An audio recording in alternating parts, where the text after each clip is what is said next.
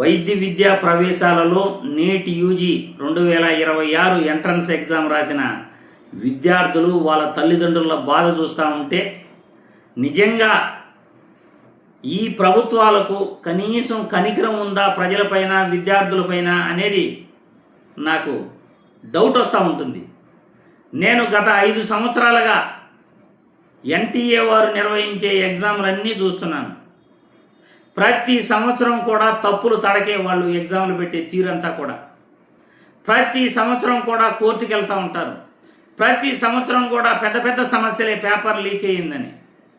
అయినా కానీ కేంద్రంలో ఎన్డీఏ కూటమి అధికారంలో ఉండి కూడా ఎన్టీఏ చేస్తున్న ఆగడాలను ఎవరు కూడా అరికట్టట్లేదు.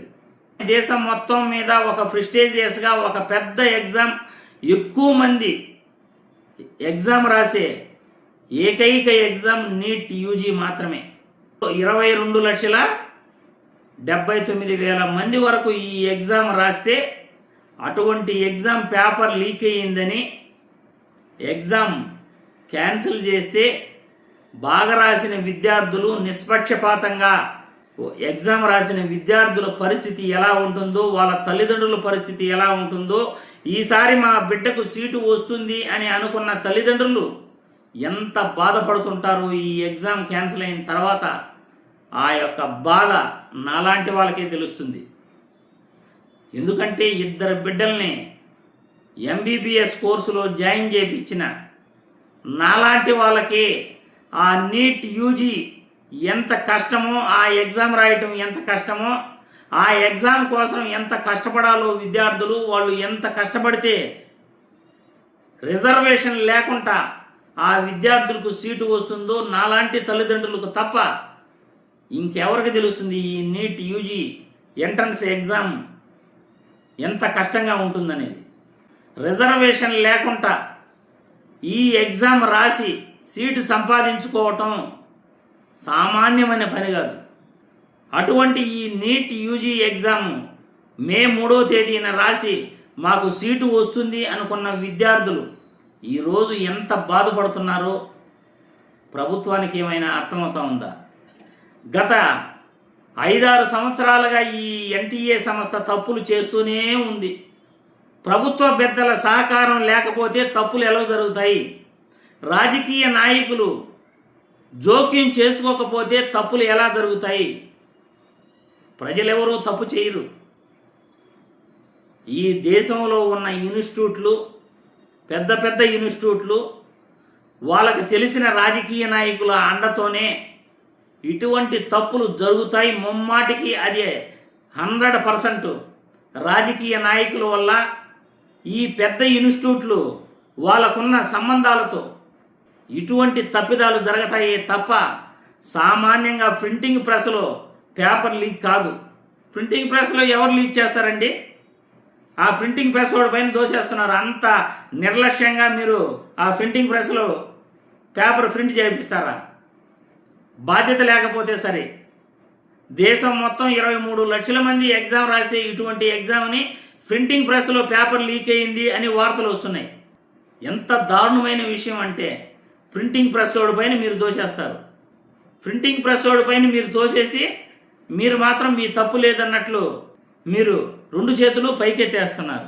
ఈరోజు సిన్సియర్గా ఎగ్జామ్ రాసిన విద్యార్థుల తల్లిదండ్రుల యొక్క బాధ, వాళ్ళ గోష్ట ఖచ్చితంగా ఈ తప్పు చేసిన రాజకీయ నాయకులకు, తప్పు చేసిన ప్రతి వ్యక్తికి, వారి కుటుంబానికి కూడా తగులుతుంది. ఎందుకంటే నీట్ యూజీ 2026 ఎగ్జామ్ ఒకటే కాదు, ఈ నీట్ యూజీ మొత్తం కూడా వైద్య విద్యా ప్రవేశాలకు జరిగే ఎగ్జామ్లంతా కూడా ఎన్టీఏ వారు కండక్ట్ చేస్తున్న ఎగ్జామ్లన్నీ కూడా ఏదో ఒక తప్పులు దొరుకుతూనే ఉంటాయి. ప్రతి సంవత్సరం కూడా ఇదే విధంగా మిస్టేక్లు జరిగాయి. 2024లో అయితే ఘోరంగా, అసలు అప్పుడు కూడా చాలా సమస్యలు వచ్చాయి. కానీ తప్పు చేయనటువంటి, నిష్పక్షపాతంగా ఎగ్జామ్ రాసినటువంటి ఎంతోమంది లక్షల మంది విద్యార్థుల యొక్క బాధను ఆ రోజు సుప్రీంకోర్టు న్యాయమూర్తులు గమనించారు. కాబట్టి ఎక్కడో తప్పు జరిగితే లక్షల మందిని మేము ఇబ్బంది పెట్టలేము అని కోర్టు తీర్పిచ్చి 2024లో విద్యార్థులను గట్టెక్కించారు. ఈరోజు మళ్ళీ అదే తప్పు.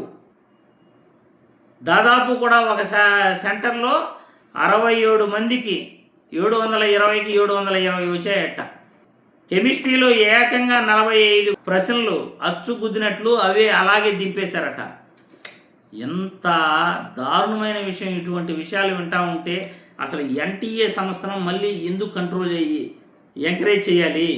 వీళ్ళపైన పరువు నష్టం దావా కాదు, నిట్ట నిలువున ఉరిదీసేయాలి ఇటువంటి వ్యక్తుల్ని.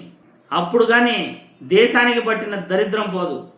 వాళ్ళ వెనకాల ఎవరుండారో, ఆ ప్రభుత్వ పెద్దలు ఎవరో, వాళ్ళ వెనకాల ఏ రాజకీయ నాయకులు ఉండారో అవన్నీ కూడా బయట పడతాయా అంటే నాకైతే డౌటే. ఎందుకంటే ఎంక్వైరీ చేసే సిబిఐ కూడా ఒక రాజకీయ నాయకుడి కింద పనిచేయాలి, ఒక మంత్రి కింద పనిచేయాలి, ఒక ప్రభుత్వం కింద పనిచేయాలి. ప్రభుత్వం ఎలా చెప్తే అలా సిబిఐ కూడా చేయాల్సిందే. అలా చేయకపోతే పరిణామాలు చాలా తీవ్రంగా ఉంటాయి. కాబట్టి ఏదో న్యాయం జరిగిపోతుంది అనైతే ఎవరూ ఇక్కడ ఊహించట్లేదు. కానీ ఇప్పుడు మళ్ళీ ఎగ్జామ్ కండక్ట్ చేసి మళ్ళీ నిలబడుతుందో 1.5 నిలబడుతుందో తెలీదు. ఈ 1.5 నెల రోజులు మళ్ళీ చదివి బాధతో చదివి ఇప్పుడు మంచి మార్కులు వచ్చిన విద్యార్థికి ఏదో కొన్ని టెన్షన్ల వల్ల, ఇబ్బందుల వల్ల, ఆరోగ్య సమస్యల వల్ల సీట్ రాకపోతే ఆ పాపం మాత్రం ఈ కేంద్ర ప్రభుత్వానిది, ఈ యొక్క ఎన్టీఏ వారిది. తప్పు చేసిన ప్రతి ఒక్కరిది అవుతుంది. వాళ్ళు సర్వనాశనం అయిపోతారు. ఈ వీడియో ద్వారా అంత బాధతో చెప్తున్నాం. తప్పులు చేసేది మీరే, క్యాన్సిల్ చేసేది మీరే, నీతి మాటలు చెప్పేది మీరే, ప్రజల్ని ఇబ్బంది పెట్టేది మీరే, విద్యార్థుల జీవితాలతో ఆటలాడుతూ వాళ్ళ జీవితాలని నాశనం చేసేది మీరే. రాష్ట్రంలో కానీ దేశంలో కానీ బాధ్యత లేకుండా పరిపాలన చేస్తూ వ్యవస్థలను చిన్నాభిన్నం చేస్తూ 10th క్లాస్లో కూడా రీవాల్యుయేషన్ పెడితే 9 మార్కులు వచ్చిన వాళ్ళకి మళ్ళీ 90 మార్కులని తేలుతున్నాయి. 10th క్లాస్లో ఇంటర్మీడియట్లో కూడా పేపర్ కరెక్షన్లో మన రాష్ట్రంలో అలాగే తప్పులు ఏడుస్తున్నాయి. 10th క్లాస్ పేపర్ని సరిగా దిద్దలేని వాళ్ళు, ఇంటర్ పేపర్నే సరిగా కరెక్షన్ చేయలేని వాళ్ళు, ఇంకా ఎన్టీఏ వంటి 22 లక్షల మంది ఎగ్జామ్ రాసే ఇటువంటి సంస్థ తప్పు చేయటంలో ఆశ్చర్యం ఏముంది? మన ప్రభుత్వాలు ఈ విధంగా ఏడ్చాయి కాబట్టి, ఇక్కడ నీతి నిజాయితీ లేదు కాబట్టి తప్పులు దొర్లుతున్నాయి, విద్యార్థుల జీవితాలు నాశనం అవుతున్నాయి, వాళ్ళ తల్లిదండ్రులు ఏడుస్తున్నారు ఈరోజు.